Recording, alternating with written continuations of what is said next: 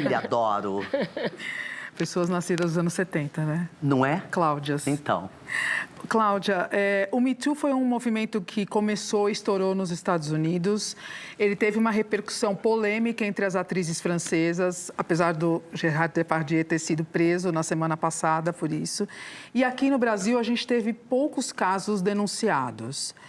Eu queria saber o que você acha, por que você acha que isso aconteceu? Você acha que é mais difícil para as mulheres brasileiras falar sobre isso?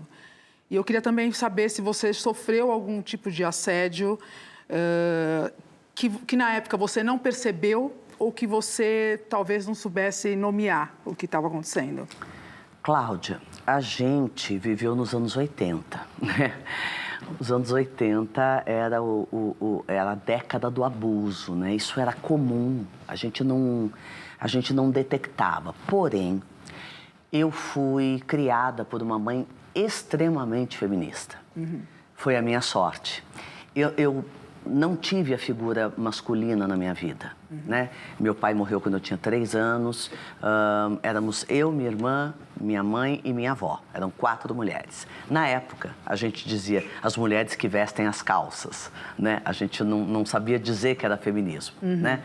Mas a minha mãe me ensinou, em todos os momentos da vida, a reagir a qualquer assédio, a qualquer palavra, a qualquer atitude. E eu, quando fui morar nos Estados Unidos, aos 13 anos, eu fui morar na casa de um coreógrafo que morava no Harlem. Ele era negro. E a minha mãe tinha muita confiança nele, porque minha mãe tinha academia de dança, teve vários anos academia de dança, e ele dava aulas na academia dela. Então, ela tinha intimidade com ele e confiou em me deixar na casa dele. Eu entrava com ele no Harlem e saía, porque talvez eu fosse a única branca. Isso estou falando de 79, tá? Então era puxado o negócio. Muito bem. Num domingo estávamos em casa, eu não tinha aula, eu tinha uma bolsa de estudos no American Ballet Theatre, e eu estava de folga. Ele era casado com uma mulher branca, então era eu e ela brancas. Só que ela era a mulher dele e tinha uma filhinha, neném, que ela tinha ido passear com essa filhinha. E ele veio pro meu quarto, e nós da dança somos muito... a gente tem muita liberdade física, assim, a gente pega um na perna do outro, é muito normal a coisa física. Muito bem, ele sentou do meu lado, eu estava de camisola, eu tinha 13 anos, já um mulherão, mas uma menina, né? Ele sentou do meu lado e botou a mão na minha perna, até aí tudo bem. E aí essa mão foi escorregando, foi chegando mais perto, né, da minha virilha. Quando eu percebi aquilo, eu já olhei para o lado para ver o que eu tinha para me defender. E tinha uma coruja, aquelas de peso, sabe, de papel, uma coruja de cristal. Eu imediatamente olhei a coruja e ele veio então para cima de mim. No que ele veio para cima de mim, eu peguei a coruja e pá, joguei na cabeça dele. Ele caiu, ensanguentado, cabeça sangra muito, eu apavorada. Falei, gente, matei o homem. Fiquei desesperada. Peguei um trench coat que eu tinha, botei em cima, tava de camisola, peguei minha mala, botei umas roupas e saí pelo Harlem sem saber para onde eu ia, achando que eu tinha matado a pessoa.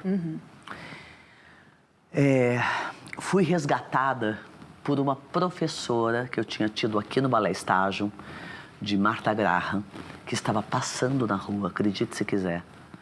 Nesse momento, eu já estava lá umas 2, 3 horas pensando o que eu ia fazer.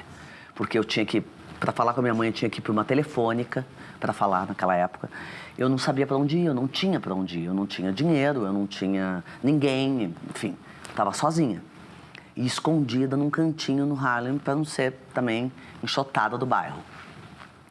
E ela me resgatou e me levou para a casa dela. Foi quando eu consegui falar com a minha mãe, foi quando a minha mãe conseguiu ir para lá, conseguiu me colocar num apartamento. E queria tirar satisfações com o Jojo de todo jeito, que minha mãe era a feminista.